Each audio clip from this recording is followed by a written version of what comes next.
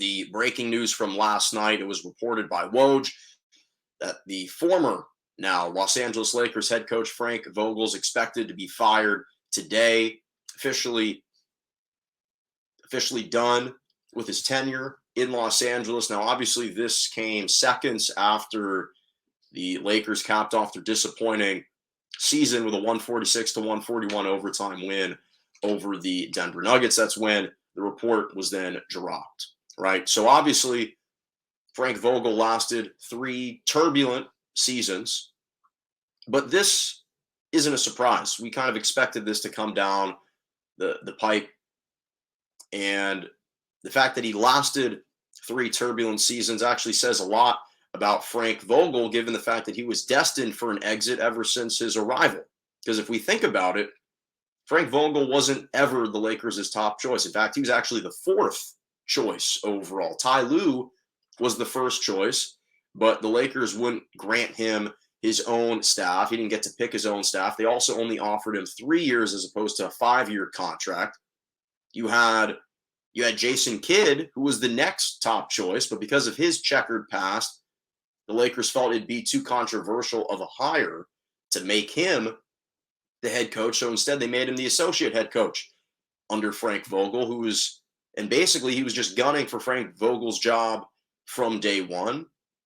And then even Monty Williams was the Lakers' preferred head coaching candidate over Frank Vogel. So really, even since his arrival, since day one, he's essentially been acting as a lame duck head coach.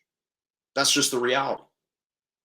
It's fair to say, given the fact that he only lasted 3 seasons. Now, by winning a championship in his first season, and they did do that, he quelled a lot of the heat after the 2019-2020 season and actually earned himself a 1-year extension through the 2022-2023 season.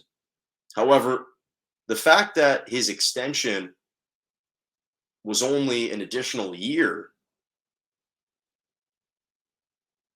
a puny extension like that shows and it signals the reservations that the Lakers brass still had about him as a head coach. And clearly they were a little bit reticent to give him a long-term commitment. They had reservations about his ability to continue to coach this team at a high level beyond the next few years. And so anytime a championship winning coach only earns a 1-year extension, that's pretty much a harbinger that they don't have a lot of confidence in that individual.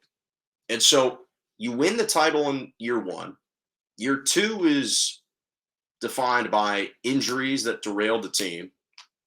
You're plagued from the very start, but because they at least qualified for the postseason, they got out of the play-in tournament.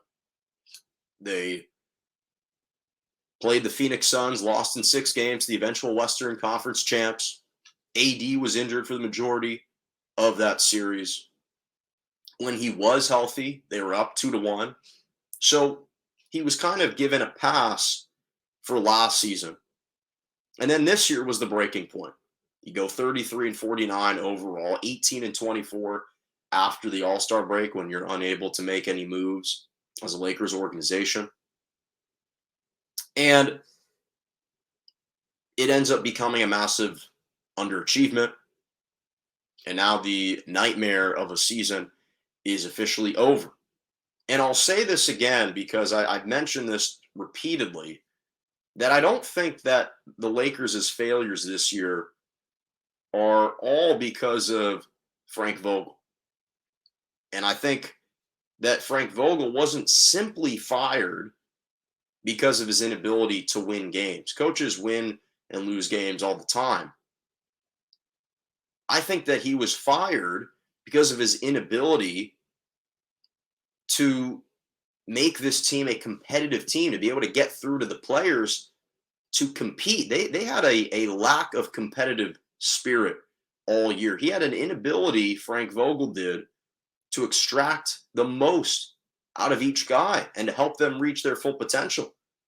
That's the job of a head coach. It's not a job of a head coach to win or lose games. At the end of the day, the players have to execute on the field, on the court. on whatever surface they're playing on. But it is the job of the head coach to put them in the best position and situation to be successful, to elicit and extract the most out of them, to be able to motivate them, to inspire them to play competitively, to compete. And Frank Vogel this year just had a difficult time getting through to those Lakers players. They were shutting out his messages. They weren't really listening to him. And that he should be accountable for. And that, unfortunately, while it's resulted in him being canned, if you can't get through to your players, then that's a problem. And it's unfortunate that he has to kind of bear the brunt of this and be crucified for it. Again, I think that Frank Vogel, it's not entirely his fault for what's happened.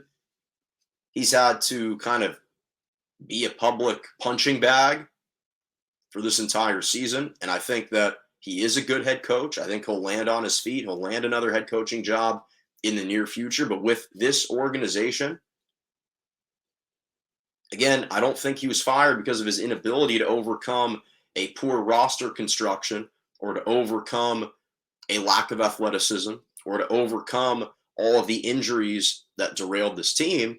He was fired because of his inability to put out a competitive team that played hard night in and night out, that competed night in and night out. And unfortunately, regardless of all of those other factors, with this specific organization, that's not going to work. They've set themselves apart because of those higher standards, and that's the reason why they're deciding to move on in a different direction. And obviously, again, the inconsistent lineups, the unavailability of a lot of players didn't help the situation. The Lakers apparently were the only team in the NBA to not have a single 5-man lineup play 100 minutes together. That is 2.5 full games. So that right there is a little snapshot of what the Lakers were dealing with all season. Now, I will say, I thought it was very classless on the part of either Woj or whichever outlet was reporting this, to report this seconds after they win their season finale. And while he's still at the post-game presser, you're asking him about the reports and the rumors that he's about to be fired tomorrow. Have some decency. Show a little bit more class to Frank Vogel. He doesn't deserve that. No one deserves to be told that they're going to be fired right after they win their final game of the year. At least wait a couple hours till they return to the team hotel. But to do it just a couple seconds after you win, I thought that was a classless move personally, and I thought that he deserved better than that. But needless to say, now the season is officially over. Unfortunate, they'll probably announce this firing very, very soon.